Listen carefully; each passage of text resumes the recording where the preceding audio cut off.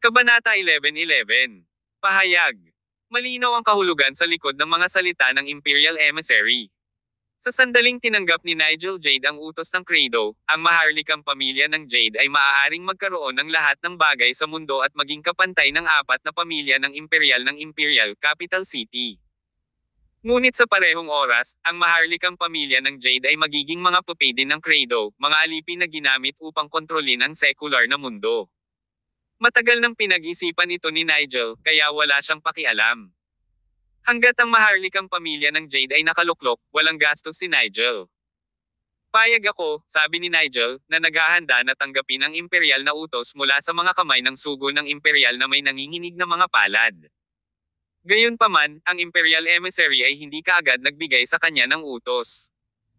Ang kanyang tingin ay dumaan sa mga henero sa ibaba habang ipinahayag niya, 60 taon na ang lumipas mula noong huling pagluklok sa secular na mundo, at ngayon ay lumitaw ang ikalimang pamilya ng imperial sa mainland.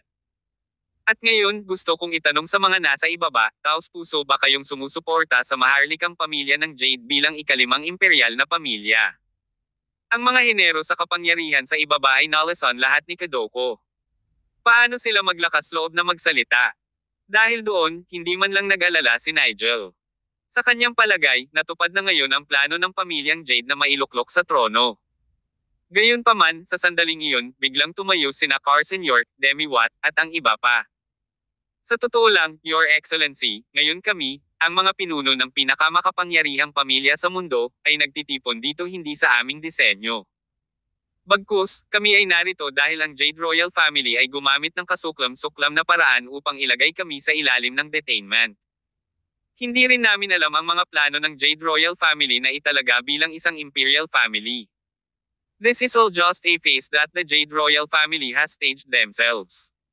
Nagkagulo ang mga manunood sa sandaling ginawa ang mga pahayag na iyon. Namutla si Nigel at ang iba pa habang hindi makapaniwalang nakatingin kay Demi at Carson. Lalong nagulat ang Imperial Emissary sa entablado habang nagmamadaling nagtanong, ano ang ibig sabihin nito, Nigel Jade? Hindi inaasahan ni Nigel at ng iba pa na mangyayari ang ganoong bagay sa pinakamahalagang sandali. Hindi ba ang mga taong ito ay dapat na nasa ilalim ng kanyang kontrol? Bakit sila maglakas loob na gumawa ng gulo sa oras na ito? Hindi ba sila natatakot sa kamatayan? Ngumisi si Nigel at mariing tumitig kay Dark Occult Bishop na ang mga mata ay puno rin ng kalituhan sa sandaling iyon. Hindi rin niya inasahan na may darating talaga sa ganoong krusyal na sandali para manggulo. Paggawa ng isang mabilis na desisyon, naglabas si Dark Occult Bishop ng isang vampiric Kadoko parasite. Gayunpaman, ang hindi niya inaasahan ay ang parasite ay walang epekto matapos itong lumipad patungo kina Demi at Carson at bumukas. Imposible. Ang Dark Occult Bishop ay agad na nataranta at ganap na nabigong maunawaan kung ano ang nangyayari. Maya-maya lang, may nagmula sa labas ng enthronement grounds. Ang sumunod na nakita nila ay ang hindi mabilang na malakristal na Kadoko na mga parasito na lumilipad sa kalangitan sa kabila. Ang mga parasito ng Kadoko ay agad na lumipad sa ibabaw ng mga ulo ng mga pinuno ng mga henero, pagkatapos ay bumukas, isa-isa. Ang mga malakristal na particle ay sumabog sa ibabaw ng kanilang mga ulo at kalaunan ay dumapo sa kanilang mga katawan. Di nagtagal, naging malinaw ang mga nalilitong mata ng mga pinunong nalasan sa puppet ng mga makapangyarihang pamilya, at agad na nanimbalik ang kanilang katinoan. Ito ay hindi posible. Nang makita ito, bahagyang nanginig si Dark Occult Bishop. Ang Kadoko mula sa Kadoko Scripture ay dapat na walang lunas. Ito ay imposible. Sa isang iglap, ang Dark Occult Bishop ay tila nahulog sa isang hindi mapigil na estado ng kalupitan. Galit niyang pinakawalan ang lahat ng mga parasito ng Kadoko na hawak niya. Gayunpaman, pagkatapos na lumipad ang mga parasito na iyon sa mga ulo ng mga maginoong masters at bumukas, wala silang epekto. Naalis na ba ang Kadoko sa atin? Oo, nabawi na ito. Hahaha, tingnan natin kung ano pa ang magagamit mo para makontrol kami, Jade Royal Family. Gusto mo suportahan namin ang pamilya mo para maging mataas. Mangarap ka. Para sa isang oras, ang buong site ay isang gulo. Natulala sina Nigel at Zachariah Jade. Hindi rin nila akalain na mangyayari talaga ang ganitong senaryo. Agad na binawi ng Imperial Emissary ang edict ng Imperial. Naupo siyang muli sa gininto ang trono at pinagmasdan ang palabas sa harap niya ng may katuwaan. Mariin na pinandilatan ni Nigel si Dark Occult Bishop at nagpakawala ng pagsaway. Ano ang kahulugan nito, Dark Occult Bishop? Natarante rin si Dark Occult Bishop. Hindi ko rin alam, King Jade. Malinaw na ito ang pinakamakapangyarihang Kadoko na naitala sa Kadoko Scripture. Hindi ko alam kung paano ito biglang binawi ng someone. Hindi maibigay ni Dark Occult Bishop ang tiyak na sagot kay Nigel. Gayunpaman, sa moment na iyon, umalangaw-ngaw ang boses ni Tyr Summers. Pumasok si Tyr, na sinundan ni Cyrus Labelle, Xanthus Meriem, Dixon Watt, at Lou Wheeland. Sa sobrang lakas ng grupo, hindi sila napigilan ng mga gwardya ng maharlikang pamilyang Jade na nakatalaga sa labas. Sinabi ni Tyr, iyan ay dahil ang Kadoko Scripture ay nahati sa 2 libro. Hindi mo inaasahan iyon, hindi ba, Dark Occult Bishop? Ang ibinigay ko sa iyo noong araw na iyon sa Mount of the Saint ay ang unang volume lamang ng Kadoko Scripture. Ang Kadoko Scripture ay maghagis ng Kadoko, habang ang Madex Scripture ay nagpapagaling sa mga epekto nito. Ang Kadoko na nilinis mo mula sa Kadoko Scripture ay na-detox na namin lahat. Ano? Nagulat si Dark Occult Bishop kaya marahas siyang napaatras, habang si Nigel at ang iba pa ay nalaglag ang panga at hindi makapaniwala. Sa sandaling iyon, si Xanthus, na puno ng puot, ay umakyat. Binibigyang diin ang bawat salita, sinabi niya, ikaw, ang maharlikang pamilya ng Jade, ay tunay na walang awa. Ang Madex Village ay palaging masunurin sa iyo sa daan-daang taon at hindi kailanman naging taksil. Hindi ko akalain na gagawa ka ng ganyang kataksilan na patayin ang buong nayon. Ngayon, magdadala ako ng kapahamakan sa maharlikang pamilya ng Jade at ipaghihiganti ang 1,000 buhay ng Madex Village. Pagkatapos, umiiyak sa bawat salita, isiniwalat ni Xanthus sa mundo kung ano ang nangyari sa pagitan ng Madex Village at ng maharlikang pamilya ng Jade sa panahong ito. Nang matapos si Xanthus, nagkakagulo na ang mga manunood. Talagang hindi ko inaasahan na ang maharlikang pamilya ng Jade ay magiging kasuklam-suklam at walang kahihiyang gumawa ng mga ganiyang gawa. Gusto mo talagang yakapin ng mga gentries ng Celestial Empire kasama ang isang pamilyang tulad mo at makoronahan bilang emperador. Mangarap ka. Tama. Mayroong higit sa 100 sa amin na namamahala sa makapangyarihang mga henyo na naroroon, at hindi kami interesadong suportahan ka para maging ika-5 pamilya ng imperial. Oo. Ngayon, kami, ang mga pangunahing families, ay poksay ng nakalalasong tumor na ikaw, ang maharlikang pamilya ng Jade. Nabalisa ang masa sa ibaba. Kapag isinama sa usapin ng maharlikang pamilya ng Jade na nagsumite ng Kadoko bago ito, halos hindi na makapaghintay ang lahat na kaladkarin ang buong maharlikang pamilya ng Jade sa kailaliman ng hukay. Sa sandaling iyon, ganap na nabigla si Nigel. Kamahalan, huwag kang makinig sa kanilang pinagsasabi. Hindi iyon ang kaso. Sinubukan talaga ni Nigel na mag-quibble pagkatapos ng lahat ng nangyari. Ngunit, ang grupo ng mga Imperial Emissaries ay hindi sa walang alam. Kabanata 11-12. Naniniwala ako na naging mabuti ka mula noong huling pagkita natin, Darkshire. Sa ilalim ng mapagbantay na mga mata ng mga naroroon, ang nangungunang Imperial Emissary ay direktang tumayo mula sa kanyang upuan at sunod-sunod na hakbang patungo kay Nigel Jade. Nagbanta siya, Nigel, how dare you? How dare you mount us, the creeds of mainland? Alam mo ba kung anong uri ng karumaldumal na kasalanan ang ginawa mo? Imperial Emissary, Your Excellency, no. Hindi naman sa ganon, protesta ni Nigel. Nagulat si Nigel hanggang sa lumabas na parang walang kwenta ang mga sinabi niya. Gusto niyang ipaliwanag ang sarili, pero hindi lang siya binigyan ng pagkakataon ng lalaking iyon. Gaano kalakas ang loob mong gumamit ng gayong paraan upang mailuklok bilang isang imperial na pamilya? Ikaw ay walang batas. Sa sandaling lumabas ang mga salitang iyon sa kanyang bibig, ang Imperial Emissary ay biglang binilisan ang kanyang bilis at agad na nakarating sa harap ni Nigel. Masyadong mabilis ang kanyang bilis kaya hindi nakapag-react ang Golden Purple Swallow sa tabi ni Nigel. Sa sumunod na segundo, natakpan ng palad ng Imperial Emissary na iyon ang tuktok ng bungo ni Nigel. Ang sumunod na nangyari ay isang eksenang bumaligtad sa persepsyon ng mga ordinaryong tao. Isang boom ang narinig habang ibinaba ng Imperial Emissary ang kanyang palad. Mailalarawan ng tunog na iyon na para bang isang bomba ang pinalamanan sa katawan ni Nigel. Habang sumasabog ang bomba, ang katawan ni Nigel ay agad na sumabog sa isang madugong ambon. Ang eksenang iyon ay isang bagay na ganap na nagpabagsak sa pangunawa ng karamihan sa mga tao. Maging si Tyr Summers ay natulala nang masaksihan niya ang ganoong eksena. Sa lahat ng ito, sa pangunawa ni Tyr, ang mga nangungunang mandirigma sa mundo ay maaaring lumampas sa mga limitasyon ng mga ordinaryong tao sa lahat ng aspeto, ito man ay bilis, lakas, o tugon ng utak. Kailangan ng isa na lumampas sa mga limitasyong ito upang maabot ang mga bagong taas.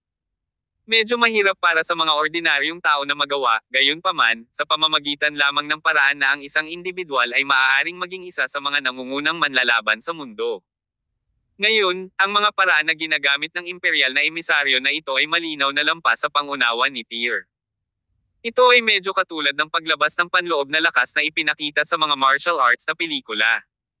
Ang antas ng kahusayan ng imperial na emissary sa kasanayan sa martial arts ay nakamit ang ranggo ng transcendent. The level of transcendence really does exist in this world, ungol ni Tyr. Huminga siya ng malalim habang inaalala ang mga bagay na narinig niya mula sa Beggar King tungkol sa antas ng transcendence. Gayunpaman, dahil hindi pa ito nasaksihan ni Tyr ng sarili niyang mga mata noon, mahirap para sa kanya na intindihin noon. Sa sandaling ito, tila naintindihan niya agad ito. Si Nigel Jade, ang hari ng Northern Rafinesque, ay ginugol ang kanyang buong buhay sa paghahanda para sa maharlikang pamilya ng Jade na mailuklok bilang isang imperial na pamilya. Gayunpaman, nang maabot niya ang huling hakbang ng kanyang layunin, siya ay hindi inaasahang namatay bago umakyat sa trono. Ama, Ama! Nang makita nila si Nigel na pinatay ng Imperial Emissary sa isang putok, at ang kanyang katawan ay nabugbog sa ambon, si Zachariah Jade at ang iba pa ay agad na tumangi sa kalungkutan. Samantala, ang mga ekspresyon ng lahat ng nangungunang mandirigma ng pamilya Jade ay nagbago ng malaki.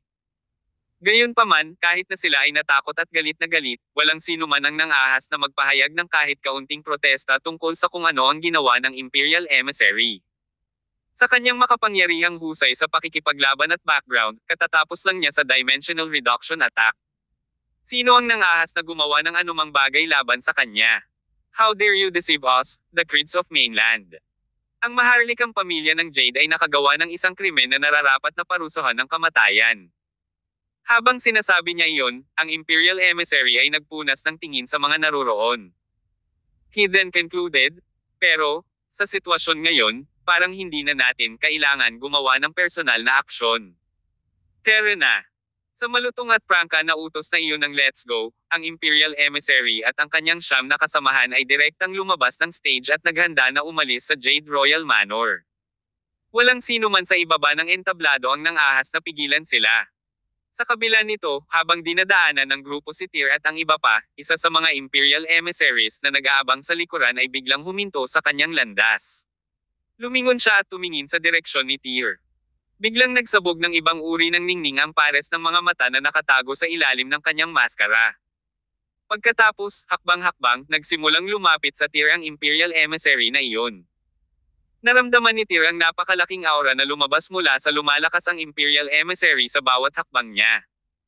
Gayon din, naramdaman niya ang nakamamatay na intensyon na lumalabas sa katawan ng emisaryo. Kasabay nito, naramdaman din ni Tyr ang isang pamilyar na aura na nagmumula sa taong iyon. Isang kakilala. Nagtataka si Tyr na nakaramdam ng pagkagulat sa kaibuturan. Pakiramdam niya ay nakita na niya ang pares ng mata na iyon. Kahit na ang aura ng Imperial Emissary ay malakas, si Tyr mismo ay tiyak na hindi mahina. Bagamat malamang na naabot na ng lalaking iyon ang antas ng transcendence, hindi ito nangangahulugan na walang pagkakataon si Tyr laban sa kanya. Bagamat may mga pagdududa si Tyr sa kaibuturan, hindi siya nagpanik. Sa halip, sina Zyrus Label, Xanthus Miriam, at ang iba pa ay kumilos na parang kaharap ang isang mabigat na kalaban. Sumimangot din sina Demi Watt at Carson York dahil walang umaasa na may Imperial Emissary na sadyang target si Tyr. Sa wakas, tumigil ang Imperial Emissary na iyon. Nang isang hakbang na lang ang layo niya kay Tyr, nakatayo lang siya doon, maingat na sinusukat si Tyr. Nakatago pa rin ang mukha niyang iyon sa ilalim ng maskara. Samantala, itinuon din ni Tyr ang tingin sa Imperial Emissary. Lalong pamilyar kay Tyr ang vibe na binibigay ng lalaking iyon. Kahit na hindi niya makita sa maskara ang mukha ng lalaki, naramdaman ni Tyr ang pamilyar na vibes na nanggagaling sa kanya. Kaagad, hindi mabilang na mga imahe ang lumitaw sa isip ni Tyr. Maya-maya, natuon ang kanyang isip sa eksenang naganap noon sa Goddess Mountain. Noon, sinabi ng isang lalaki, hindi pa nagtagal, natuklasan ko ang isang napakalaking sikreto. Nalaman ko na ang tunay na makapangyarihang manlalaban sa mundong ito ay hindi katulad ng ikaw at ako. Tyr, tulad ng sinasabi ng Celestial Empire, may mga taong mas mahuhusay kaysa sa iyong sarili sa malawak na mundo doon. Sa tingin mo ba talaga na ikaw ang nangungunang manlalaban sa mundong ito? Ang totoo, sa harap ng mga tunay na master, hindi ka man lang langgam. Tyr, may pupuntahan akong lugar. Somewhere I can become very, very strong and powerful. Please remember this face of mine. One day, babalikan kita. Ang kanyang mga salita ay patuloy na umaalingaw-ngaw sa isip ni Tyr. Yan ang mga salitang binitawan ng dating kalaban ni Tyr matapos siyang matalo. Pagkatapos noon, nagsuot siya ng wingsuit at tumalon mula sa tuktok ng Goddess Mountain. Sinabi niya kay Tyr na babalik siya balang araw. At kapag ginawa niya, ipaunawa niya kay Tyr na walang mga limitasyon sa universo, at kung ano ang ibig sabihin ng pagiging isang tunay na master. Ngayon, parang natupad na niya ang pangako niya. Ngayon lang, ang pamamaraan na ipinakita ng lead Imperial Emissary ay talagang isang eye-opener para kay Tyr. Binuksan niya ang isang pinto sa isang bagong mundo para kay Tyr, na ipinapakita sa kanya na ang langit ay ang limitasyon sa mundo ng mga martial arts practitioner. Muli, ang Imperial Emissary na iyon ay humakbang pasulong. This time, halos dumaikit na ang maskara niya sa mukha ni Tyr. He hissed, "Tyr, I told you na babalik ako para sayo. Old pal, natutuwa akong magkita tayong muli. Ikaw di ba ay overjoyed?" Ito ay ang parehong pamilyar na boses. Muli, ito ay isang enkwentro sa isang pamilyar na kalaban. Dumiretso sa puso ni Tyr ang kanyang mga sinabi. Tama, bumalik siya. Bumalik siya para tuparin ang pangako niya kay Tyr noon sa Goddess Mountain. Hindi niya sinira ang kanyang pangako. Sa mga sandaling iyon ay bahagyang gamulo ang isip ni Tyr. Sa isang iglap, pakiramdam niya ay hindi na matatapos ang lahat ng ginawa niya noon. Sa ngayon, ito na ang tunay na simula. I trust you have been well since we last met. Darkshire. Kabanata 11:13. The Jade family is done for. Matagal nang hinulaan ni Tyr Summers ang kanyang pagkakakilanlan. Kahit na mula nang magkatagpo sila ni Rain, si Darkshire ay itinadhana na maging habang buhay niyang kaaway. Sa wakas ay nagpakita na rin siya pagkatapos ng mahabang panahon na mawala. Tyr, nagulat ka ba? May bakas ng kabalintunaan sa mga salita ni Darkshire. Sa kabaligtaran, medyo tahimik ang emosyon ni Tyr sa mga oras na ito. Darkshire, ang Creeds of Mainland ba ang otherworldly power na sinasabi mo? Oo. Hindi ba sila malakas? Haha. Ngumisi lang si Tyr at hindi sumagot. May gusto pang sabihin si Darkshire kay Tyr, ngunit isa pang Imperial Emissary ang biglang lumapit sa dating sa mga oras na ito. Darkshire, kung patuloy kang magtatagal dito, magagalit ang leader, sabi ng Imperial Emissary sa malalim na boses. Ang boses na iyon ay nagbigay din ng malabong pakiramdam kay Tyr, na para bang narinig niya ito sa kung saan. Gayunpaman, hindi pamilyar si Tyr sa boses na ito. Si Dixon Watt at Louis Lund ay nakatayo sa tabi ni Tyr sa oras na ito. Nakapagtataka, biglang nagbago ang ekspresyon nila nang marinig ang boses na iyon. Ostermore. Dixon at Louis pinamamahala ang hulaan ng pagkakakilanlan ng iba pang Imperial Emissary sa halos oras. Ang lalaking iyon ay ang Southern Emperor ng Moore family, si Ostermore. Hindi siya kasing amoy ni Darkshire. Malamig na sinulyapan ni Oster sina Dixon at Louis, pagkatapos ay hinaila si Darkshire palayo at tumalikod para umalis. Pag-alis niya, commandant si Darkshire kay Tyr at sinabing, Tyr, babalik ako para sayo. Pagkasabi noon, naabutan ng dalawa ang grupo ng mga Imperial Emissaries at agad na umalis sa Jade Royal Manor. Pagkaalis ng mga Imperial Emissaries, oras na para sa huling pagtutuos ng maharlikang pamilya ng Jade. Ikaw. How dare you ruin the Jade Royal family's plan to be enthroned as an Imperial family? Ngayon, lahat kayo, bawat isa sa inyo, ay dapat mamatay, deklara ni Zachariah Jade. Sa sobrang galit at kalungkutan, ang kanyang estado ng pag-iisip ay medyo malupit. Lahat ng miyembro ng maharlikang pamilya ng Jade. Makinig sa utos ko at tanggalin ang lahat ng nandito. Si Zachariah ay naging malupit sa puntong ito. Gusto talaga niyang gamitin ang lakas ng pamilyang Jade para patayin ang lahat ng taong namamahala sa makapangyarihang pamilya ng Celestial Empire. Ang sitwasyon ay umabot sa kritikal na sandali ng buhay o kamatayan. Kasabay nito, ang mga maimpluwensyang pinunong ito ay hindi mga wuses. Dati, nilason sila ng maharlikang pamilya ng Jade ng Kadoko at walang kabuluhang sinubukan silang kontrolin. Ang gawa mismo ay nagdulot ng galit at sama ng loob ng karamihan. Ngayon, si Zachariah ay nagbigay pa nga ng utos na patayin ang lahat ng naroroon. Sino ba naman ang hindi magagalit sa kaibuturan? Bukod dito, ang mga mandirigma ng mga magnate families na ito ay sumugod sa Jade Royal Manor. Aling partido ang dapat na mas matakot sa kanilang kaaway? Nang masaksihan ni Tyr ang pangyayari, napangisi siya. Dumating na ang oras. Nagpatuloy siya, Xanthus, sisirain natin ngayon ang maharlikang pamilya ng Jade para ipaghiganti ang Maddox Village mo. Ipasa mo na rin ang order ko. Dapat mahuli ng buhay si Zachariah. Dahil patay na si Nigel Jade, si Zachariah lang ang nakakaalam ng kinaroroonan ng Holy Eye Silkworm. Roger yan. Matapos maipaliwanag ni Tyr ang lahat ng malinaw, humakbang siya pasulong at nagpakawala ng isang paputok na dagandong. Jade Royal Family. Ang kabayaran ng kasalanan ay kamatayan. Dahil gusto mong maging kaaway ng lahat ng magnate na pamilya sa Celestial Empire, kung gayon hindi mo ba kami sisihin kung bakit nawala ang pamilya mo sa Northern Rafinesque? Nang marinig iyon, galit na galit si Zachariah na nabaluktot ang mukha. Noon lang, biglang humakbang ang isang Golden Swallow of the Jade family at inakusahan, yung lalaking iyon ang pumatay kay Lyra Jade. Siya si Tyr Sommers. Ang Golden Swallow na ito ay ang parehong tao na nasa helicopter nang harangin ni Tyr ang plano ni Lyra na tumakas at pumatay sa kanya. Sa sandaling ito, nakilala niya si Tyr. So, siya ang may kasalanan. Since that's the case, let's settle all the old and new scores today. Kill him for me. Sa utos ni Zachariah, nagsimulang mag-aklas ang mga mandirigma ng maharlikang pamilya ng Jade. Sa ilang sandali, ang buong Jade Royal Manor ay nahulog sa isang estado ng kaguluhan. Samantala, sa labas mismo, hindi mabilang na mga sasakyan ang dinadalaw patungo sa manor. Ang mga taong bumaba sa mga sasakyan ay pawang mga nangungunang mandirigma na ipinadala ng Creeds of Mainland. Ang kabuuang headcount ay higit sa 1,000 mandirigma.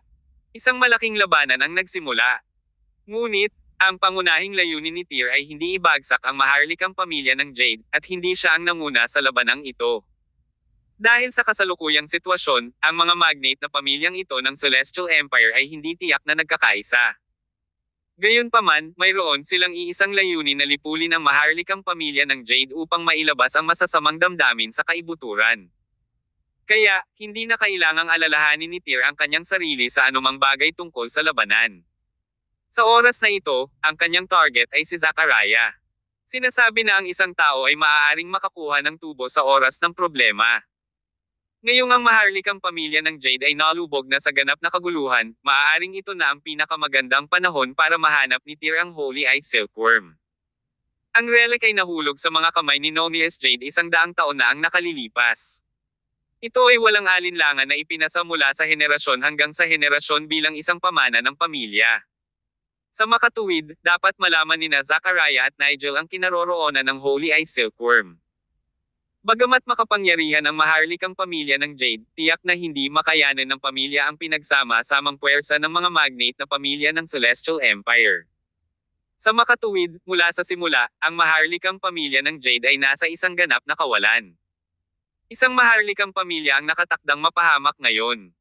Bagamat nakaramdam ng labis na galit si Zachariah sa buong sitwasyon, isang labis na takot ang lumitaw sa kanyang puso pagkatapos niyang pakalmayan ang kanyang sarili. Nang matauhan siya, mamulong si Zachariah sa isang malungkot na tono, "The Jade family is done for." Ilang sandali lamang ang nakalipas, ang kanilang pamilya ay nangakong tataas ang kanilang katayuan sa pamamagitan ng pagluklok bilang isang imperial na pamilya. Hindi nila inaasahan na mahuhulog sila sa isang desperado na sitwasyon ng ganoon kaga. Habang pinagmamasdan niya ang sunod-sunod na pagkamatay ng mga bantay ng pamilya Jade, at kung paano nasadlak sa dagat ng dugo ang buong maharlikang pamilya ng Jade, lalo pang namayani ang kawalan ng pag-asa sa puso ni Zachariah. Sa desperasyon, ang Golden Purple Swallow na nakatayo sa tabi ni Zachariah ay nagsabi kaagad, "Zachariah, ngayong patay na ang matandang master, ikaw na ang bagong hari ng pamilyang Jade ng Northern Rafinesque." Bilang Golden Purple Swallow ng Jade family, kapag may problema ang Jade family, may karapatan akong pumili ng bagong hari. Napatulala si Zachariah sa Golden Purple Swallow na ito at nagtanong, Tito Drokol, ano ang dapat nating gawin ngayon? Ang Golden Purple Swallow na iyon ay si Drokol Barnes. Maraming taon na ang nakalilipas, siya ang nangungunang super fighter sa Northern Rafinesque, maraming taon na ang nakararaan. Sa ngayon, ang kanyang lakas ay umabot sa isang nakakatakot na antas. Siya ay mas malakas kaysa sa dating numero 1 pinakamakapangyarihang manlalaban sa Hilaga, si Sean Yarn. Sabi ni Drokol, ngayon, nagsama-sama ang mga tao at inatake ang pamilya nating Jade bilang isang grupo dahil sa tier na iyon. Sinira niya ang buong plano ng pamilya natin. Pero, sabi nga, kung saan may buhay, may pag-asa. Dapat umalis na tayo kaagad. Aalis na tayo.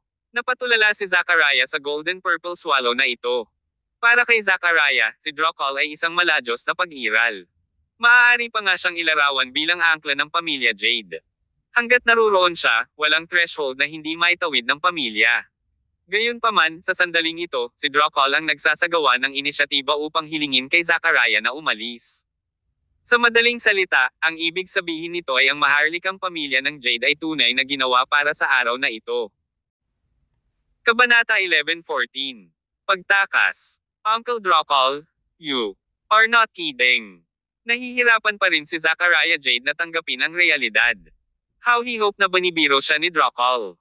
Gayunpaman, umiling si Drokol na may malungkot na mukha at sinabing, Jade King, hindi mo ba nakikita ng malinaw ang sitwasyon? Gumamit ng hindi tamang paraan ang pamilya natin ni Jade para linlangin ang mga imperial na emisaryo na pumunta rito para mailuklok ang ating pamilya. Gayunpaman, sa huli, bumagsak ang mga bagay. Sa pangkalahatan, kung isasaalang-alang ang lahat ng ginawa ng maharlikang pamilya ni Jade, magiging maayos ang lahat kung magtatagumpay tayo at maging ikalimang pamilya ng imperial. Ngunit, kung mabibigo tayo, tiyak na lilipulin tayo ng Prince of Mainland. Gayunpaman, pinatay lang ng grupong iyon ng Imperial Emissaries ang matandang Jade King at umalis nang hindi nalipol ang ating pamilya. Ito ay dahil matagal na nilang hinulaan na, dahil sa kasalukuyang lakas ng ating pamilya, hindi natin mapipigilan ang lahat ng mga magnate na pamilya ng Celestial Empire na sirain tayo. Ang mga Imperial Emissaries ay hinihimok lamang ang iba na gawin ang kanilang maruming gawain para sa kanila. Sa wakas, ang maharlikang pamilya ng Jade ay mahihirapang iwasan ang nakamamatay na pagkawasak. Let's go, Jade King. Kung hindi ka aalis ngayon, wala kang pagkakataong umalis mamaya. With that, hinailan ni Drokol si Zachariah at papalabas na sana ng mansyon. Sa oras na ito, ang Jade Royal Family Combat Troops ay nagsimulang magpakita ng isang bumababang trend. Gayon din, alam ng ilan sa mga mandirigma ng pamilyang Jade na hindi sila katugma sa lahat ng magnate na pamilya ng imperyo. Para mabuhay, nagugat na sa kanilang mga puso ang ideyang umatras. Si Zachariah ay hindi isang matigas ang ulo, at alam niya kung gaano kalubha ang kasalukuyang sitwasyon. Sa makatuwid, hindi siya magbibitaw ng anumang salita tungkol sa kung paano sila mabubuhay at mamatay kasama ang maharlikang pamilya ng Jade. Dahil sa kasalukuyang sitwasyon, ang Jade family ay nahaharap sa magkasanib na pag-atake ng mga magnate na pamilya ng imperyo. Ang kanilang pagkalipol ay sandali lamang. Kinailangan ni Zachariah na iligtas ang kanyang sariling buhay upang makahanap ng isa pang pagkakataon na bumangon muli. Okay, pagsang-ayon ni Zachariah. Tumanggaw si Drokol habang pinagmamasdan ang kanilang paligid. Dahil sa kasalukuyang sitwasyon, mukhang matatagalan pa ang maharlikang pamilya ng Jade sa labanan. Lahat ng 5 Golden Swallow at 18 Knights ng pamilyang Jade, kailangan ninyong umatras kasama kami. Oo. Lahat ng 5 Golden Swallow at lahat ng 18 Knights ng pamilyang Jade ay sumunod sa utos. Lahat ng iba, itigil mo sila dito para sa akin, dagdag ni Drokol. Oo. Dahil ang pamilyang Jade ay isang maharlikang pamilya mula noong mahigit 100 taon, sinunod pa rin ng mga elite ng pamilya ang mga tagubaylang iyon. Handa silang ibigay ang kanilang buhay para protektahan ang pamilya Jade. Hindi nagtagal, sinamahan ng mga tauhan ni Drokol, umatras si Zachariah hanggang sa likod ng Jade Royal Manor.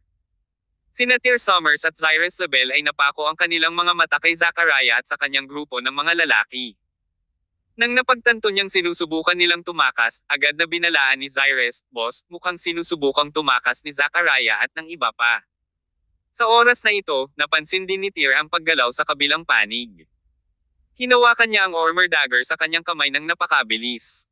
Maging ito ay ang mga ordinaryong Jade Family Guards, Black Swallows, o Silver Swallows, wala sa kanila ang tumagal ng kahit isang galaw sa ilalim ng pag-atake ni Tyr.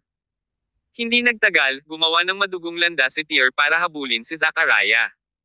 Iniutos niya, kahit ano paman, siguraduhing mahuli natin si Zachariah ng buhay. Nakuha ko.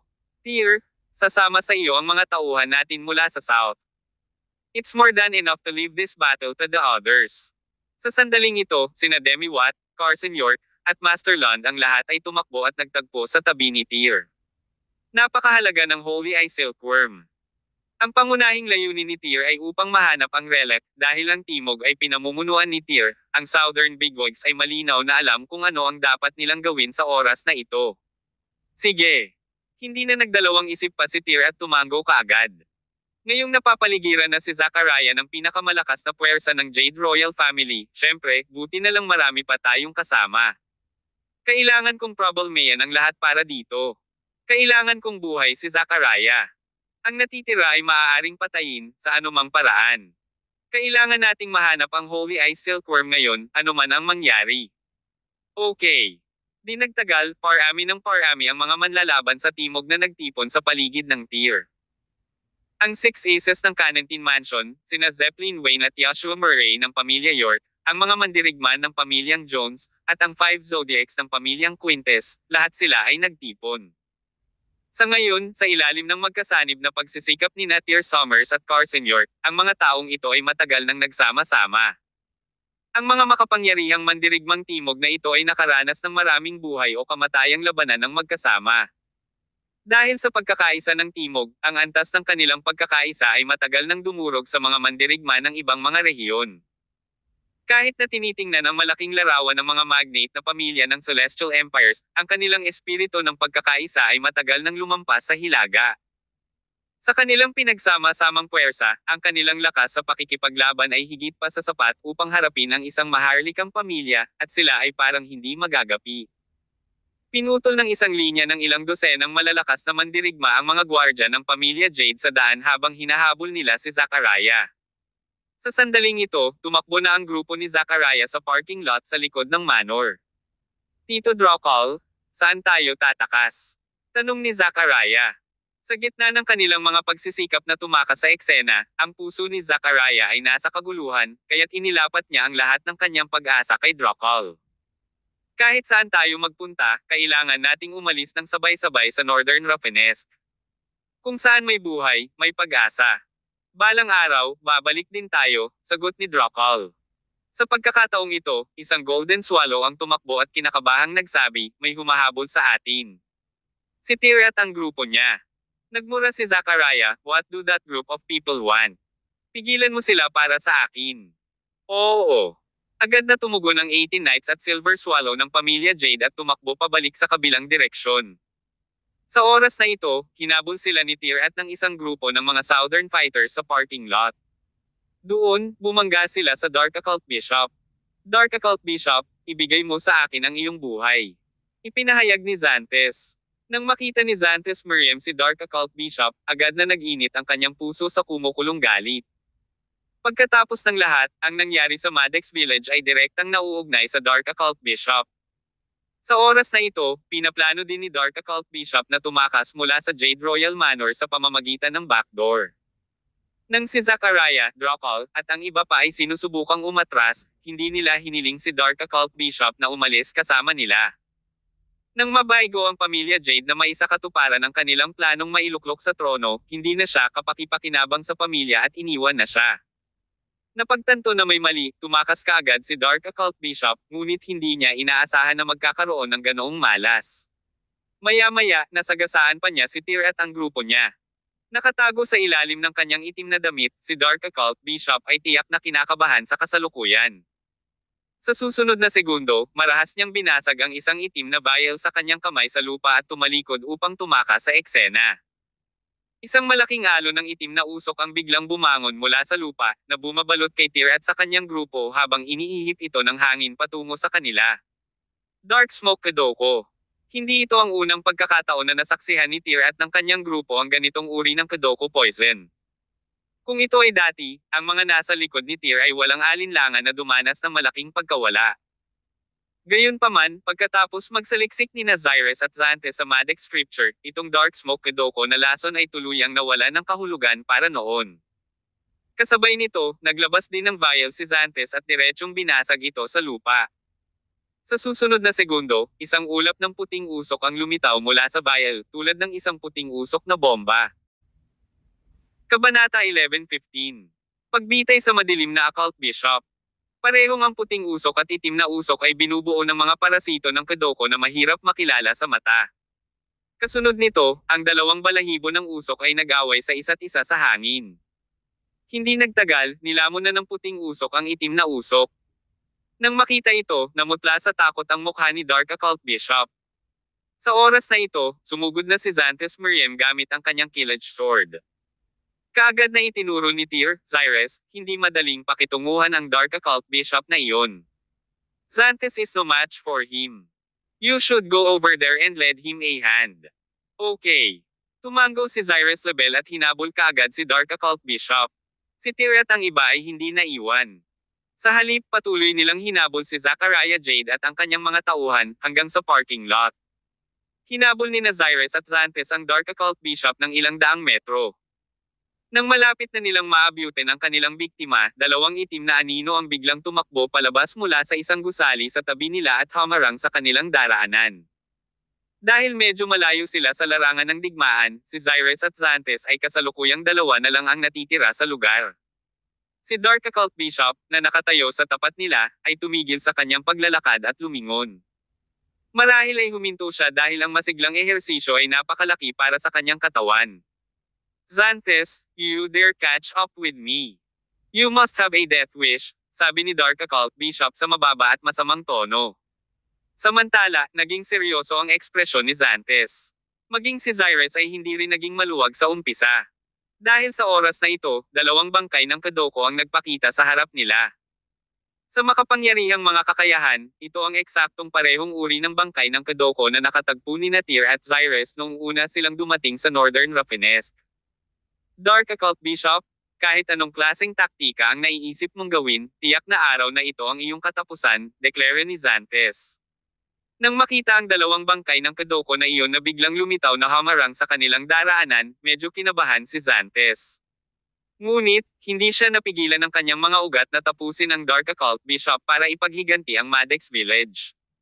Haha, sa kasamaang palad, wala kang ganoong kakayahan, sabi ni Dark Occult Bishop. Ang dalawang bangkay ng Kedoko na iyon ay palaging nasa ilalim ng kanyang pangangalaga, at ang kanyang pinakahuling mga sandata sa pagpatay at mga anting-anting sa proteksyon. Dahil dito, lubos siyang kumpiyansa sa kanilang kapangyarihan sa pakikipaglaban. Naglabas si Dark Occult Bishop ng kawayan na ploto mula sa kanyang itim na damit.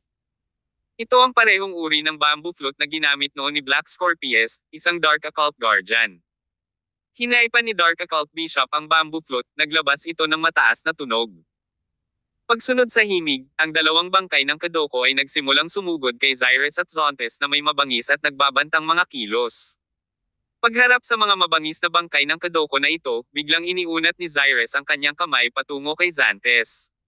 Xantes, pahiram mo sa akin ang iyong Killage Sword. Ate Cyrus, anong gusto mong gawin? Tanong ni Xantes na medyo natigilan. Hindi gaanong nagpaliwanag si Cyrus at hinablot na lang ang Killage Sword sa kamay ni Xantes. Sa sumunod na segundo, gumalaw siya ng napakabilis, hanggang sa isang silhwete ng kanyang katawan ang tanging makikita habang sumugod siya sa mga bangkay ng Kedoko sa isang iglap.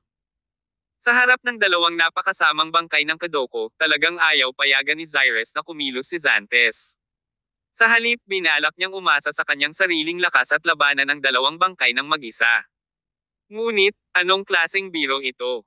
Ate Cyrus, wag na. Sigaw ni Xantes. Pagkatapos niyang mabawi ang kanyang katinoan, si Xantes ay natakot. Alam niya na si Cyrus ay isang makapangyarihang mandirigma, ngunit tiyak na hindi pa ito umabot sa punto na kayang makipaglaban sa dalawang bangkay ng Kedoko ng mag-isa. Mula sa tapat ng site, isang nakatutuwang Dark Occult Bishop ang nakamasid sa kanila. Kahit akala niya ay nasisiraan na si Cyrus. Paano ang isang batang babae na tulad niya ay pumunta sa ganoong sukdulan at talagang subukang harapin ang kanyang mga bangkay ng Kedoko sa kanyang lakas ng mag-isa?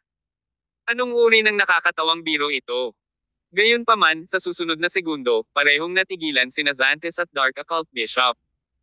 Pinagmamasdan nila gamit ang sarili nilang mga mata habang hawak ni Cyrus ang Killage Sword, patuloy na lumilipad sa pagitan ng dalawang bangkay ng Kadoko.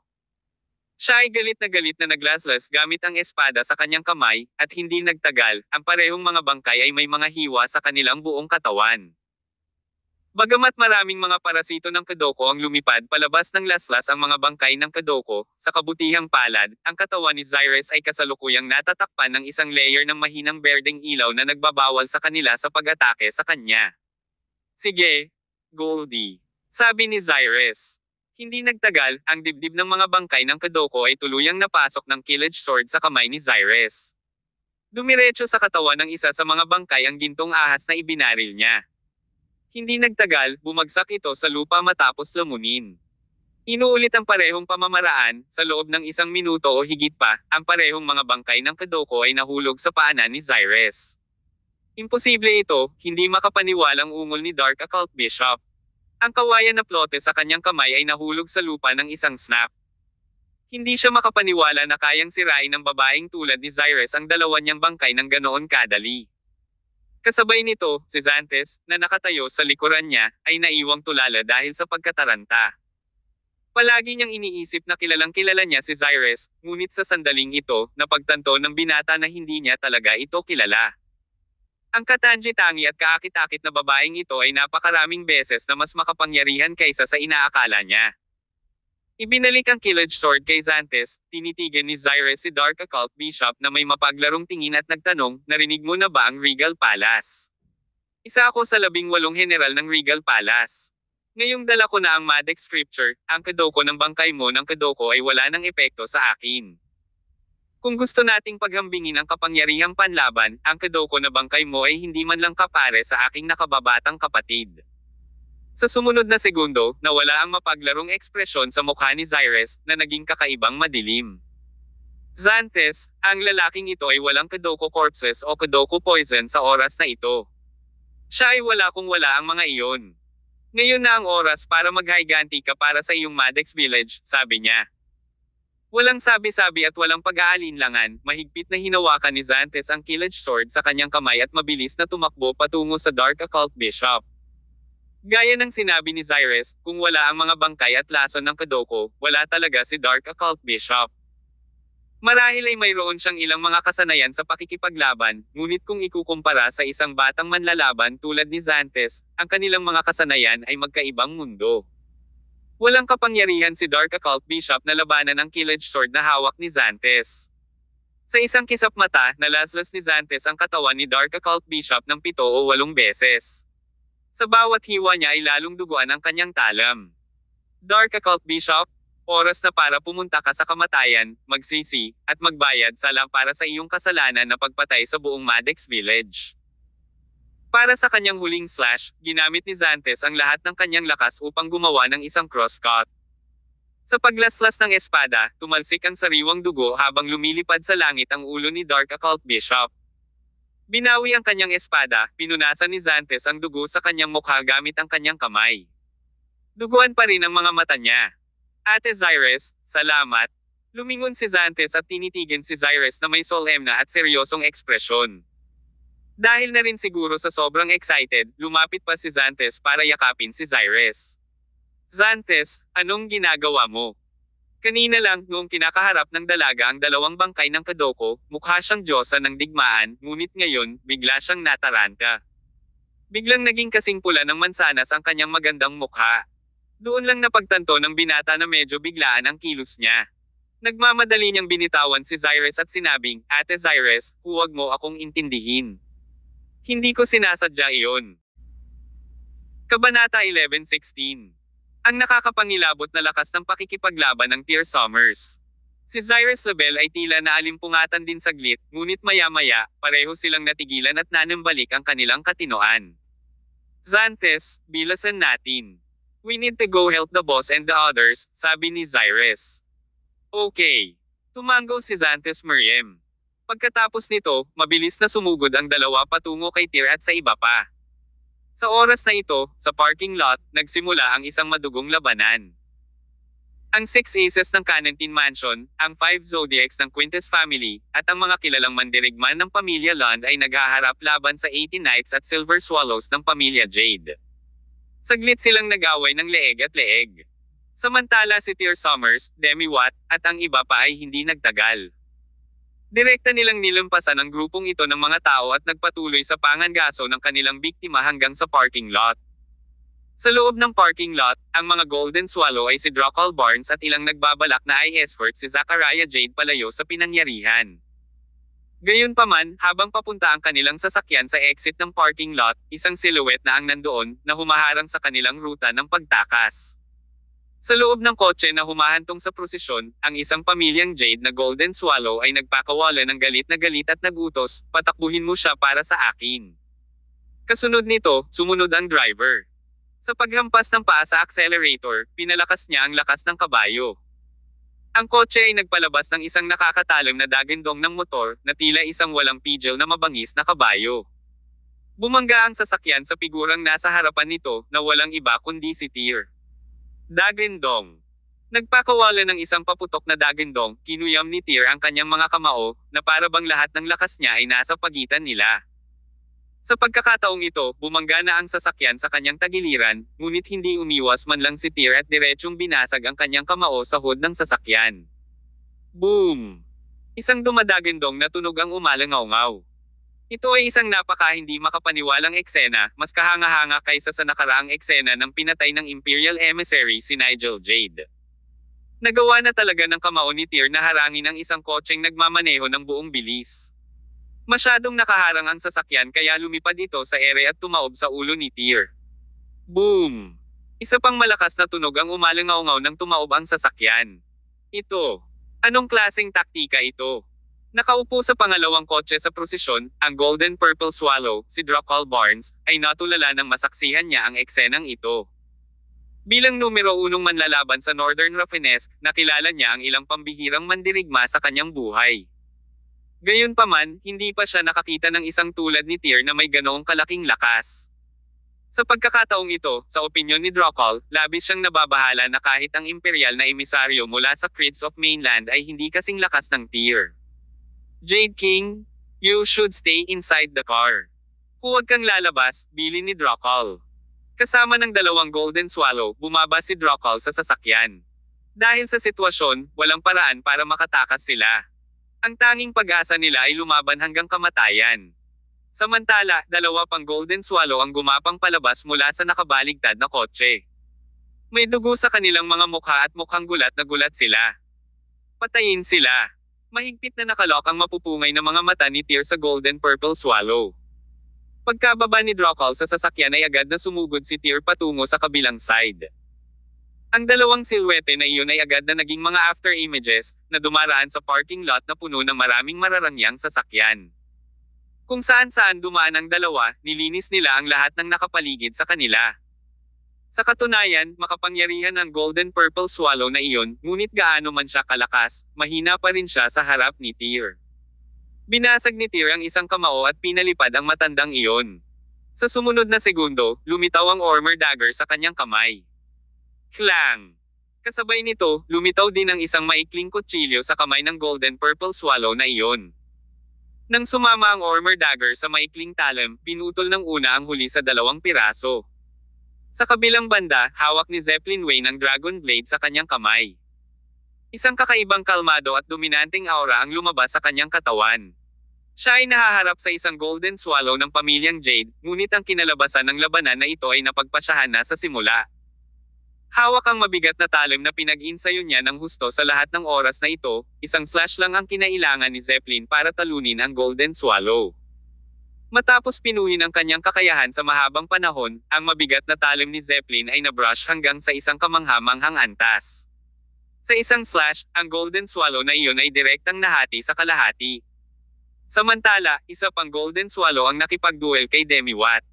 Sa katunayan, maraming taon na ang nakalipas mula nang opisyal na lumaban si Demi, ngunit walang duda, ang kanyang kapangyarihan ay pambihira. Maaaring sabihin ng isa na si Demi ay hindi kapani-paniwalang makapangyarihan. Pagkatapos ng lahat, ang lalaking ito ay apo ng huling martial arts scholar ng Celestial Empire. Ito ay ang parehong resulta na ang Golden Swallow ng pamilya Jade ay hindi tumagal ng higit sa 20 galaw laban kay Demi bago mamatay sa kanyang mga kamay. Sina Dixon Watt at Louis Lund ay nakikipaglaban din sa huling dalawang Golden Swallow. Parehong mabilis na napabuti ng mga sumisikat na bituin ang kanilang mga kasanayan. Sa ngayon, maaari pa silang ituring na mga nangungunang powerhouse. Gayunpaman, kapag inihambing ang kanilang kasanayan sa pakikipaglaban sa Golden Swallows ng pamilyang Jade, mayroon pa ring maliit na agwat sa pagitan ng kanilang mga kakayahan. Mula sa simula ng labanan, ang dalawang ito ay pinigilan ng parehong Golden Swallows, at kalaunan ay pinilit sa isang kahabag-habag na posisyon. Nang matapos ni Zeppelin at Demi ang kanilang mga kalaban, sabay-sabay silang sumugod sa tabi ni Dixon at Louis para tulungan sila. Gayunpaman, ang parehong mga binata ay sumigaw sa tamang oras, "Lumayo ka." Tila ang dalawang brats na ito ay nagsisikap na pagbutihin ang kanilang lakas sa pamamagitan ng labanan. Pinaikit ni Demi ang kanyang mga mata. Nang muli niyang tingnan ang apo niyang ito, bumungad sa kanyang mga mata ang ginhawa. "Lolo Watt, wala namang magiging problema di ba?" Tanong ni Zeppelin. Nang mapansin ni Zeppelin na hindi magkatugma sina Dixon at Louis sa dalawang Golden Swallow na iyon, nagsimula siyang mag-alala tungkol sa kanila. Gayunpaman, umiling si Demi at sinabing, ang isang tao ay kailangang dumaan sa ganitong uri ng buhay o kamatayang labanan upang patuloy na masira ang mga limitasyon ng isang tao. Huwag kang mag-alala, magiging maayos din ang dalawang batang iyon. Pagkatapos noon, hindi na muling sinulyapan ni Demi ang apo, at tumingin kay Tear at sa Golden Purple Swallow. Sa oras na ito, natapos na ang labanan sa pagitan ni Tear at Drakal. Ang lakas ng pakikipaglaban na ipinakita ni Tear sa oras na ito ay nagparamdam pa kay Demi na hindi makapaniwala. Itong Tear ay wala pang 30 taong gulang. Hindi napigilan ni Demi ang mapabuntong hininga sa paghanga. Patuloy siyang nagkomento, sa uri ng fighting spirit na mayroon siya ngayon, sa tingin ko kahit na ang transcendent level na Imperial Emissary mula sa Creeds of Mainland ay hindi makakapantay sa kanya.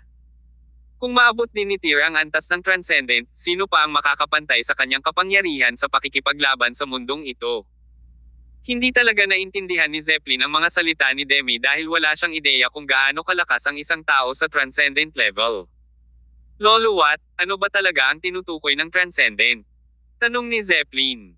Ang grupo ng mga Imperial Emissaries na lumitaw ngayon lang, nasa level din ba sila ng transcendent? Bahagyang tumango si Demi at sinabing, ang antas ng transcendent ay nagmula sa Creeds of Mainland, isang behemoth na itinayo noong daan-daan o kahit libu-libong taon sa Celestial Empire. Dahil dito, mayroon silang matibay na pundasyon sa martial arts.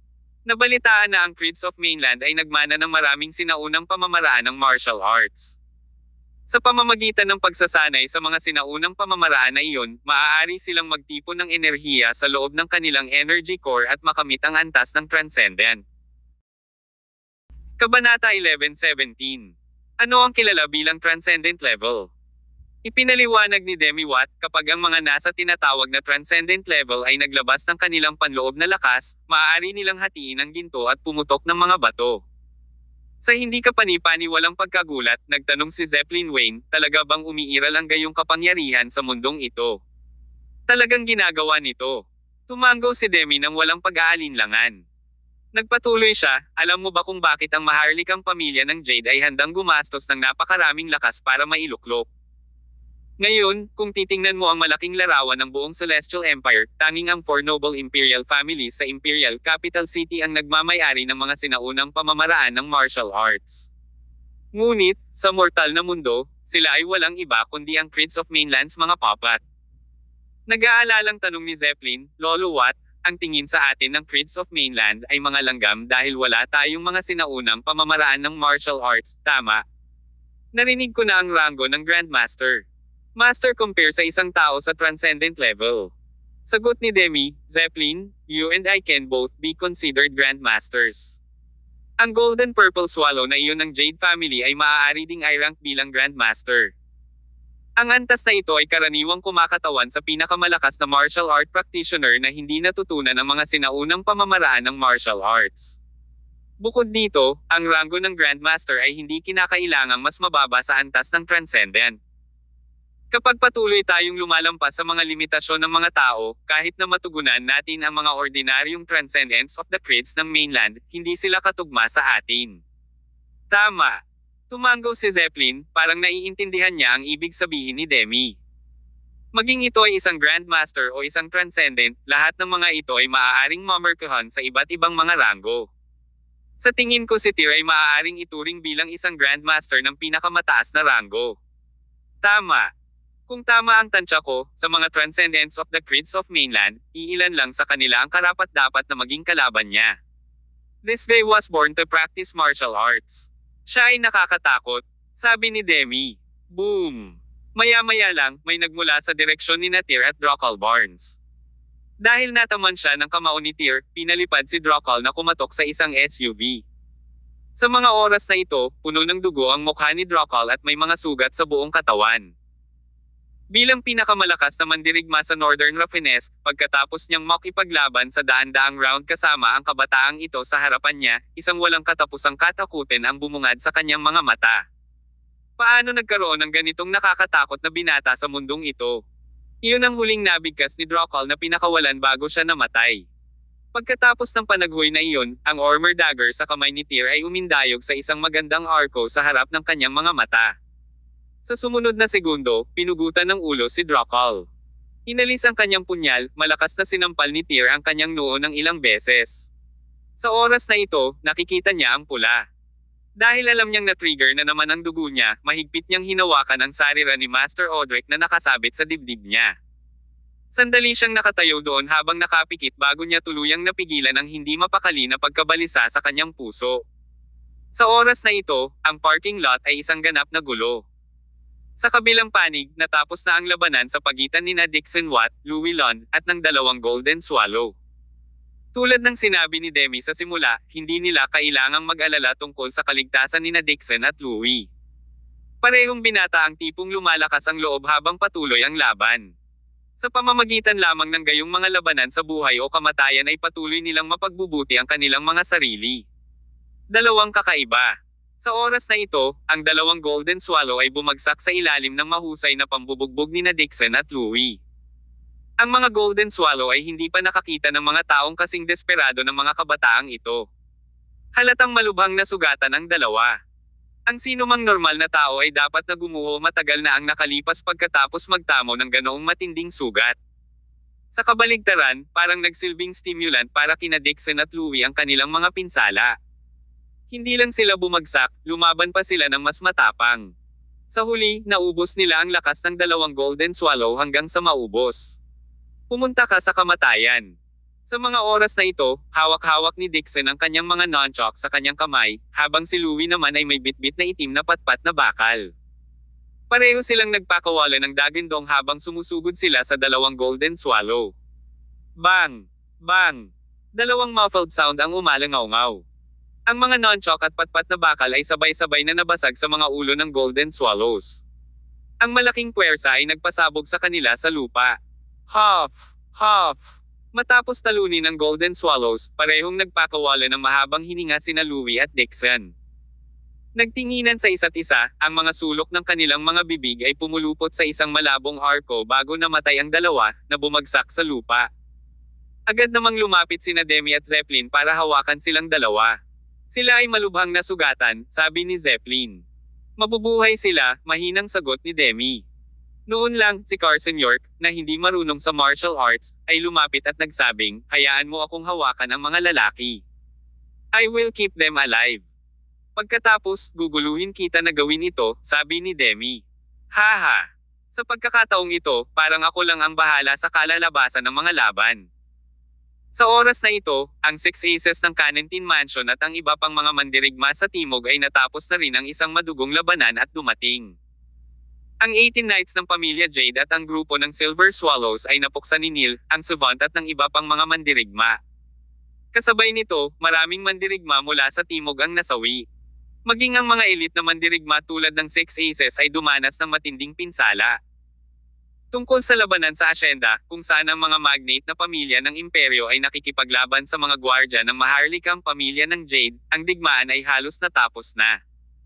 Sa ilalim ng magkasanib na pag-atake ng mga magnate na pamilya ng buong imperyo, ang tanging posibleng resulta para sa maharlikang pamilya ng Jade ay pagkawasak.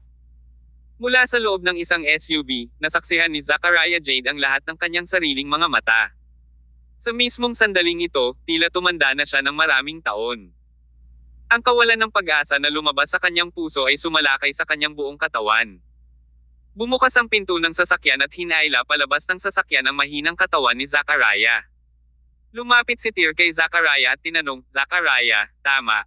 Sabihin mo sa akin, nasaan ang Holy Eye Silkworm?" Nagulat si Zachariah. Hindi niya inaasahan na magtatanong ng ganoon si Tyr sa kanya. "Ano ba ang pinagsasabi mo? Hindi ko maintindihan ang tanong mo," sabi ni Zachariah na nakatitig kay Tyr na nagtataka. Sinabi ni Tyr, "Huwag kang magbiro sa akin. Noon, ang tanging dahilan ng iyong ninuno, si Nonius Jade, ay kinuha ang mga tao na tumakas mula sa rehiyon ng Madex ay hindi dahil siya ay may magandang loob, ngunit dahil gusto niya ang Holy Eye Silkworm sagradong relic ng rehiyon ng Madex. Sa huli, ang relic na iyon ay nahulog nga sa kamay ng iyong maharlikang pamilya ng Jade. Bilang direktang inapo ni Nonius, imposibleng maging walang alam ka sa kinaroroonan ng Holy Eye Silkworm." Gayunpaman, walang tigil na umiling si Zachariah at iginiit, "Wala pa akong narinig tungkol sa Holy Eye Silkworm. Wala akong alam tungkol dito. Damahikit sa kwentong iyan, ha?" Malamig nang inisi ni Tyr. Pagkatapos noon ay ibinaling niya ang kanyang ulo para tingnan sina Zyrus Label at Xanthus Miriam. "Aniya, Zyrus at Xanthus, dalubhasa kayong dalawa sa pag-extract ng mga confession sa pamamagitan ng torture. May 10 minuto kayo. Wala akong pakialam kung anong paraan ang gagamitin ninyo, basta't sisirain ninyo ang kinaroroonan ng Holy Eye Silkworm mula sa bibig ni Zachariah." Kabanata 11:18. Ang libingan ni Nonius Jade. "Naiintindihan ko, boss." Agad namang sumugod sina Xanthus Miriam at Zyrus Label. Kinaladkad nila si Zachariah Jade sa kabilang side na parang patay na aso. Para sa parehong Zyrus at Xanthus, masyadong madali ang pagpapahirap kaya kumuha ng pag-amin, dahil marami silang mga diskarte sa Madex Kedoko na maaaring magdulot ng matinding sakit sa mga tao. Ilang minuto lang ay sumuko na si Zachariah sa iba't ibang pamamaraan ng dalawa. Napilitan siyang magtapat. "I will tell you. I will tell you everything." Sa pagtingin sa napakaraming makamandag na insektong gumagapang sa kanyang katawan, halos mabalisa si Zachariah. Sa tamang panahon, isang maliit na gintong ahas ang dumulas din sa ilalim ng kanyang damit. Sa huli, kailangan niyang umamin. "Ang Holy Eye Silkworm, nasaan na?" tanong ni Zyrus. "Sa libingan ni Nonius Jade." Nang ang aking ninuno na si Nonius ay pumanaw, ang relic ay inilibing kasama niya sa libingan ng hari. Minsan na niyang sinabi na kaya siya nitong buhayin. Kahit na iniisip ng lahat na imposible iyon, walang nang ahas na salungatin ang kanyang huling hiling. Sa huli, inilibing siya kasama ng Holy Eye Silkworm. "Nagsasabi ka ba ng totoo?" patuloy na tanong ni Zyrus. Natigilan si Zachariah at napaungol, "How could there lie to you?" Sabi ko, "Sister, maaari mo bang mabilis na alisin ang mga bug na ito? Ang mga ganitong bagay ay higit na nakakatakot sa akin." Noon lamang inalis ni Zyrus ang mga parasito ng Kedoko at ang kanyang gintong ahas. "Dalhin mo kami sa puntod ni Nonius Jade," utos niya. Sige, dadalhin kita doon ngayon, pero kailangan mong aipangako na hahayaan mo akong mabuhay pagkatapos mong makuha ang Holy Eye Silkworm." Inilagay ang kanyang killage sword sa leeg ni Zachariah, sinabi ni Xanthus sa malamig na boses, "Wala ka sa posisyon na makipag-ayos sa amin ngayon." Pagkatapos magtanong tungkol sa kinaroroonan ng relic, dinala ni Tyr, Zyrus, at Xanthus si Zachariah sa isang kotse at naghanda na sumugod sa puntod ni Nonius Jade. Sa oras na ito, ang kinalabasan ng digmaan sa Jade Royal Manor ay isang foregone conclusion. Kung sakali, nagdesisyon din sina Demiwatt at Zeppelin Wayne na sumama kay Tyr. Para naman sa iba, mananatili sila sa manor para humarap sa ibang mga bagay. Pagkatapos ng lahat, ang digmaan sa pagitan ng maharlikang pamilya ng Jade at ng mga magnate na pamilya ng imperyo ay isang malaking kaguluhan. Matapos ang pagkawasak ng maharlikang pamilya ng Jade, marami silang susunod na gagawin. Ang mga magnate na pamilya ng imperyo ay dapat magkaroon ng paliwanag para sa mga opisyal. Sina Tyr, Demiwatt, at ang iba pa ay nagmaneho ng 2 sasakyan at sumugod sa puntod ni Nonius. Gaya ng ipinahihiwatig ng pangalan nito, ang libingan ng hari ay kung saan inilibing si Haring Nonius pagkatapos ng kanyang kamatayan. Ito ay matatagpuan hindi masyadong malayo sa Jade Royal Manor, halos 10 kilometro lamang ang layo. Isang napakalaking bundok ang backdrop ng libingan, at may isang parisukat sa harap nito. Sa gitna ng parisukat ay nakatayo ang isang estatwa na halos 20 metro ang taas. Ang estatwa na ito ay walang alinlangan na kasing bait ng iba pang mga estatwa na sumasakop sa iba pang mga parisukat sa buong Cure City. Ito ay ang estatwa ni Nonius Jade, ang hari ng Northern Raffines, mula sa 100 taon na ang nakalilipas. Malamang na si Nonius ay isang lalaking may maningning na karakter noong siya ay nabubuhay. Gusto niyang bumaba sa kasaysayan bilang isang sikat at ipagdiwang ng mundo ang kanyang mga nagawa. Kaya, nagtayo siya ng mga estatwa ng kanyang sarili sa buong probinsya ni Haring Nonius. Pagkatapos ng kanyang kamatayan, nagtayo pa siya ng isang maharlikang libingan para sa kanyang sarili.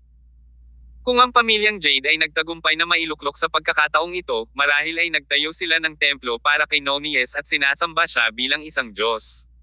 Huminto ang mga sasakyan. Paglabas, dinala ni Tyr at ng kanyang mga kaibigan si Zachariah sa libingan ng hari. Habang papalapit sila sa rebulto, bigla na lang sumugod sa kanila ang 12-dosenang lalaking may pambihirang aura at agresibong ugali. Bawat isa sa kanila ay may mahabang espada na nakasabit sa kanilang baywang. Ang mga lalaking ito ay ang mga tagapag-alaga ng Tomnound na tinanggap ng maharlikang pamilya ng Jade. Kunwari, lahat noon ay nagtataglay ng mga kakayahan ng mga first class na manlalaban. Dahil ang pagkasira ng maharlikang pamilya ng Jade ay nangyari ng napakabilis, ang mga gwardya ng libingan ay hindi alam na ang pamilya ay dumanas ng napakalaking pagbabago sa oras na ito. Mahigit 100 tagapag-alaga ng libingan ang agresibong tumitig kay Tyr at sa kanyang mga kaibigan, na sinaway sila sa malakas na boses, "Sino kayo? How dare you trespass into the Jade family's royal tomb?" Sa sandaling ito, nagmamadaling lumabas si Zachariah mula sa karamihan at sumigaw, "Tulungan mo ako, Master Jade." Nang makita nilang si Zachariah ay talagang tumatakbo sa kanila at humihingi ng kanilang tulong sa isang kahabag-habag na kalagayan, ang dosenang mga tagapag-alaga ng libingan ay nagulat. "Master Jade, ano pong nangyayari sa inyo? Lahat kayong tagapag-alaga ng Nichu, lumabas kayo dito at patayin sila." Nakapagtataka, sa sandaling binibigkas ang mga salitang iyon ay sunod-sunod na lumabas ang mga tagapag-alaga ng libingan mula sa nakapaligid na lugar. Hindi nagtagal, hindi kukulangin sa 100 tao ang nagtipon sa plaza. Ang aura na nagmumula sa mga taong ito ay maihahambing sa Silver Swallows ng pamilyang Jade. Bawat isa sa kanila ay isang super fighter. For a time, medyo natarante si Tyr at ang iba pa. Hindi sila sigurado kung bakit magtatalaga ang maharlikang pamilya ng Jade ng napakaraming mandirigma para bantayan ang puntod. Bagaman ito ang libingan ni Nonius, sa pagtatapos ng araw, ito ay libingan lamang ng isang patay na tao. Gayun din, ang libingan ay matatagpuan sa Northern Raffines. Hindi dapat magkaroon ng mga magnanakaw sa puntod na nang-ahas na looban ng puntod ni Nonius. Kahit na mayroong ganoong katapang, hindi na kailangang magpadala ang maharlikang pamilya ng Jade ng napakaraming mandirigma para bantayan ito. Marahil ay may iba pang mga lihim na nakatago sa libingan ni Nonius. Mahigit 100 mandirigma ang napalibutan silang 5. Dahil sa kasalukuyang sitwasyon, kahit na gusto ni Tyr at ng kanyang mga kaibigan na makatakas mula sa mabigat na pagkubkob na ito, kailangan nilang gumastos ng malaking lakas. May posibilidad pa nga na makatagpo sila ng hindi inaasahang kabiguan ngayon. "Patayin sila. Patayin silang lahat para sa akin," utos ni Zachariah. Sa napakaraming mandirigma ng pamilyang Jade na naroroon, nawala ang pag-aalinlangan ni Zachariah. Sa simula pa lang ay plano na niya ito. Hanggat dinala niya si Tyr at ang kanyang grupo ng mga tao sa libingan ng hari, magagawa niyang ibalik ang tubig laban sa Tyr. Sunod-sunod na inilabas ng mga tagapag-alaga ng libingan ang mahabang espada sa kanilang mga baywang. Kanya-kanya silang nakatitig kay Tyr at sa mga kaibigan niya nang may galit. Isang malaking labanan ang malapit ng sumiklab. Sa sandaling iyon, isang bakas ng malisyosong layunin ang sumilay sa mga mata ni Zyrus at Xantes. Sa sumunod na segundo, halos sabay-sabay na naglabas ng itim na vial ang dalawa. Nang mabuksan ang mga vial, lumipad ang mga makakapal na parasito ng Kadoko mula sa kanila at dumiretso sa mga tagapag-alaga ng libingan. Ano ang bagay na ito? Ang mga parasito ng Kadoko ay tila malaganap, at ang kanilang mga kaaway ay walang pagtatanggol laban sa kanila. Di nagtagal, ang mga parasito ay nag-drill sa kanilang sarili sa mga bibig at ilong ng mga tagapag-alaga ng libingan. Sumunod, ang ilan sa kanila ay bumagsak sa lupa at napaungol sa sakit, na may itim na dugo na umaagos mula sa kanilang mga bibig at ilong. Bakit nangyayari sa atin ito? Bakit? Pinagmasdan ni Zachariah ang mga tagapag-alaga ng libingan na isa-isang nahulog. Medyo mayabang siya kanina nang akala niya ay nasa palad niya si Tyr at ang iba pa, but he was now frozen in place. Muli, napuno ng kawalan ng pag-asa ang kanyang puso. Parehong malamig na tumawa sina Zyrus at Xantes. Bagaman hindi namin inirerekomenda ang paggamit ng Maddex Kedoko upang pumatay ng mga tao, hindi ito nangangahulugan na hindi namin papatayin ang mga tao gamit ang mga ito. Kabanata 11:19. Isang Transcendent Level Golden Purple Swallow. Parami ng parami ang mga parasito ng Kedoko na lumipad palabas. Dahil walang Kedoko practitioner ang kanilang kalaban, hindi sila makakawala sa mga high-level na Kedoko spell na ito. Di nagtagal, sa mahigit 100 tagapag-alaga ng libingan, halos kalahati ang nahulog sa lupa. Natarante rin ang iba pang mga nabubuhay na tagapag-alaga. Ang mga Kedoko parasite na ito ay natakot sa kanila. Nagsimula silang tumakas sa lahat ng direksyon. Zachariah Jade, ang iyong maharlikang pamilya ng Jade ay nilipol ang aking Maddex village dati. Ngayon, gagamitin ko ang mga pamamaraan ng Maddex upang ganap na sirain ang iyong pamilya at ipaghiganti ang aking nayon, deklara ni Xantes. Sa oras na ito, hindi na nagpigil si Xantes Meriem. Inilabas niya ang lahat ng mga parasito ng Kedoko na napino niya sa panahong ito. Sa pamamagitan lamang ng gayong paraan ay malulutas niya ang puot sa kanyang puso. Tyr Summers, Demi Watt, at ang iba ay hindi nananatili. Direkta silang pumunta sa pinakaloob na bahagi ng plaza, kung saan nakakita sila ng pintong bato. Sa likod ng pinto ay malamang na ang libingan ni Nonius Jade, na naglalaman ng Holy Ice Silkworm. May mekanismo sa tabi mismo ng pintong bato. Agad na tinungo ito, handa na si Tyr na buhayin ang mekanismo at buksan ang pinto. Sa sandaling iyon, naramdaman ni Tyr ang isang malakas na aura na dumampi sa kanya mula sa gilid ng walang babala. Sa sumunod na segundo, isang matandang lalaki na may kulay lila at gintong lunok na nakaberde sa kanyang dibdib ang naglakad patungo sa kanyang direksyon. How dare you? How dare you trespass into the tomb of Nonius Jade? Sabi ng matanda sa masigla at malakas na boses. Mula sa kanyang boses, madarama ng isa na ang matanda ay naglalaman ng isang napakalaking kapangyarihan sa loob ng kanyang katawan. Sa sandaling ito, maging si Demi Watt ay bahagyang sumimangot. Ang lakas ng aura. Sa paghusga sa mga damit ng matanda, masasabi na siya ay malamang na isang golden purple swallow ng pamilya Jade, ngunit malinaw na mas matatag siya kumpara sa dati. Tyr, maaari kang pumunta sa libingan ng hari upang kunin ang Holy Ice Silkworm.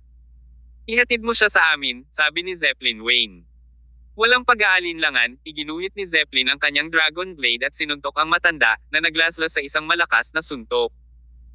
Ang pag-atake ay nagpakawala ng isang napakalakas na kapangyarihan, ngunit ang matanda ay nakaiwas dito sa pamamagitan ng simpleng pagtagilid, at pagkatapos ay ginamit ang kanyang palad upang maglunsad ng isang counter-attack.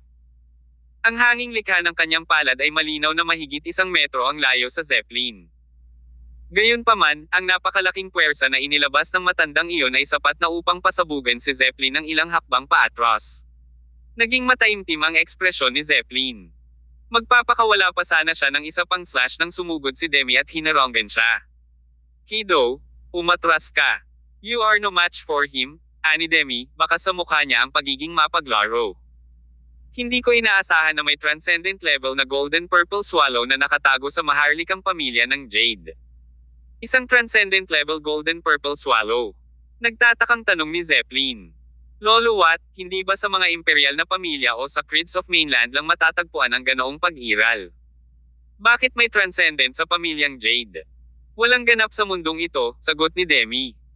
Pagkasabi noon, makahulugang bamulong si Demi sa sarili, kung ang lolo ko na nagtago sa loob ng Scholar Tower ay nabubuhay pa sa mundong ito, sa tingin ko matagal na niyang narating ang transcendent level, di ba? Lolo Watt, ikaw at ako ay dapat magtulungan upang sirain siya, sabi ni Zeppelin habang itinutuwid ang Dragon Blade sa kanyang kamay. Ngunit, umiling si Demi. Dapat kang tumakbo para tulungan si Tyr na kunin ang Holy Ice Silkworm mula sa libingan ng hari. Maaaring may iba pang mga panganib na naghihintay. Ipaubaya mo sa akin itong golden purple swallow. Ngunit, Lolo what? Siya ay isang transcendent. Tumawa si Demi at sinabi ko lang sa iyo na ang isang Grandmaster ay may kakayahang sirain din ang isang transcendent. Pagkalabas pa lang ng mga salita sa kanyang bibig, ikinaway ni Demi ang kanyang mga kamay, at ilang mga linya ng pangingisda na hindi makilala ng mata ay lumitaw sa pagitan ng kanyang mga palad. Mukha silang bakas ng enerhiya. Kapag inihagis niya ang mga linya ng pangingisda, maaari pa niyang maputol agad ang isang bato sa kalahati. Lumingon ang ekspresyon ng golden purple swallow na iyon at nagyayelo. Kawili-wili. Sa sumunod na segundo, isang malabong puting aura ang lumabas sa kanyang katawan. Pinagalitan niya, ang lakas ng loob mong pumasok sa libingan ng hari. Ang mga pumapasok ng walang pahintulot ay dapat magbayad ng kanilang buhay. Sa sandaling sinabi ng golden purple swallow ang mga salitang iyon, sila ni Demi ay naglunsad sa labanan. Samantala, si Tyr ay nagpatuloy sa pag-activate ng mekanismo. Unti-unting bumukas ang pintong bato. Nang walang pag-aalinlangan, isiniksik ni Tyr ang kanyang katawan sa libingan sa pamamagitan ng pintong bato. Kasabay nito ay sinundan din ni Zeppelin ang Dragon Blade sa kanyang kamay. Nang makita ito, gustong sumugod ng golden purple swallow para pigilan sila kaagad, ngunit walang magawa siyang pinigilan ni Demi. Hindi lang siya nagkaroon ng pagkakataon na sumugod. Tama si Demi. Alam lang ng mga nasa transcendent level kung paano gamitin ang vital energy. Maaaring hindi alam ng mga Grandmasters kung paano gamitin ang panloob na lakas, ngunit ang kanilang paggana ng katawan ay matagal nang pinakintab sa maximum. Sa makatuwid, hindi naman talaga totoo na hindi kayang talunin ng isang Grandmaster ang isang Transcendent. Sa pangkalahatan, mailalarawan ito na kahit na may hawak na kutsilyo ang isa, kaya niyang ilabas ang isang kalaban na may hawak na baril. Nakabukas na ngayon ang batong pinto. Napakadilim sa loob ng libingan ng hari. Iniilaw ang kanilang daan gamit ang kanilang mga telepono, si Tyr at Zeppelin ay naglakad pasulong sa isang mahaba at makitid na daanan. Kumalat ito hanggang sa pinakaloob na bahagi ng libingan. Ang dalawa ay lumakad papasok ngunit hindi nakatagpo ng anumang mekanismo. Kung ito man ay ang libingan ng Madex Saint o ang libingan ng hari, sa katunayan, ang dalawa ay hindi gaanong naiiba sa isang ordinaryong libingan. Sila ay hindi katulad ng mga libingan na kumpleto sa gamit na may mga mekanismo na ipinapakita sa TV. Kung ikukumpara sa iba pang mga libingan, ang arkitektura ng libingan ng hari ay higit na karangyan. Naglakad ang dalawa hanggang sa pinakaloob na bahagi ng daanan. Bigla, tila na-activate nila ang ilang uri ng mekanismo. Pagkatapos noon, isang hindi kapani-paniwalang eksena ang bumungad sa kanilang mga mata. Nakita nila ang isang sapat na espasyo na kalahati ng sukat ng isang soccer field ay lumitaw sa harap nila. Mayroong maraming mga oil lamp na nakapasok sa mga dingding, at kapag ang mekanismo ay naisaaktibo, ang lahat ng mga lampara ay lumiwanag. Naiilawan ng mga oil lamp, ang kalawakan ay tila maliwanag bilang liwanag ng araw. Sa gitna ng espasyo, lumitaw ang isang kristal na kabaong na napapalibutan ng maraming hiyas. Ano ito, kakaiba? Hindi napigilan ni Tyr at Zeppelin ang kanilang mga sumpa. Kasunod nito, tumalon ang dalawa mula sa daanan at lumapit sa kristal na kabaong. Bilang Palace Master ng Regal Palace na nagmamay-ari ng bilyon-bilyong ari-arian, maging si Tyr ay parehong namangha nang makita ang mga hiyas. Bagamat ang kabuoang halagang natamo sa pagbebenta ng mga alahas na ito ay maaaring hindi tumugma sa mga ari-arian ni Tyr, ang lahat dito ay tunay na ginto at pilak. Nagkaroon ng sunod-sunod na kahon ng mga hiyas, kwintas, at hindi mabilang na ginto at pilak, gayon din ang mga iba't ibang anti-gong painting at sinaunang salaping pilak. Sa kabuuan, mayroong 12-dosenang mga kahon na nakapalibot sa kristal na kabaong. Ang mga kayamanang ito ay sumangkop sa isang malaking lugar ng espasyo. Nagkatinginan sina Tyr at Zeppelin. Kahit na ang pera ay isang numero lamang para sa kanila ngayon, bumibilis pa rin ang tibok ng puso ng dalawa nang makita ang napakaraming kayamanan. Hindi katakataka na ang maharlikang pamilya ng Jade ay nagtalaga ng napakaraming tagapag-alaga ng libingan upang protektahan ang puntod na ito. Bagay talaga ang Nonies na ito. Noong digmaan 100 taon na ang nakalipas, ginamit niya ang kanyang kapangyarihan upang mangalap ng napakaraming kayamanan mula sa mga tao. Kabanata 11:20. Muling pagkabuhay ni Nonies Jade. Sa pagtingin sa napakalaking halaga ng kayamanan, parehong hindi napigilan ni Tyr Summers at Zeppelin Wayne ang isang buntong hininga. Gayunpaman, ang pera ay palaging darating at umalis. Kahit na namangha ang dalawa sa dami ng hiyas dito, hindi pa sila umabot sa puntong mawala sa kanilang sarili. Sa oras na ito, naglakad si Tyr patungo sa kristal na kabaong sa gitna ng lahat ng alahas. Sabi niya, ito dapat ang kabaong ni Nonius Jade. Si Tyr ay labis na nag-iingat nang lumapit siya sa kristal na kabaong dahil hindi malinaw kung mayroong anumang mekanismo sa paligid nito o wala. Tamang-tama, sa sandaling hinawakan ni Tyr ang takip ng kristal na kabaong gamit ang kanyang kamay, ang biglaang tunog ng pag-activate ng mga gear ay umalingaw-ngaw mula sa nakapalibot na mga dingding. Ang sumunod na segundo, 12-dosenang itim na baril ng baril ang biglang lumitaw sa mga dingding, at isang putok ng bala ang biglang nagpaputok. Mag-ingat ka! Parehong nagulat sina Tyr at Zeppelin at nagmamadaling umiwas sa mga bala. Pinaulanan sila ng makakapal na bala na parang patak ng ulan. Sa kabutihang palad, ang dalawang ito ay nangungunang mandirigma at nilagyan ng kakayahang umiwas ng mga bala. Hindi nagtagal, huminto ang putok ng mga baril, na pinaputokan ang lahat ng mga bala na nasa loob nito. Puno na ngayon ng mga butas ang mga kahon na naglalaman ng mga alahas. Hindi bababa sa ilang daang mga putok ang nagpaputok kanina.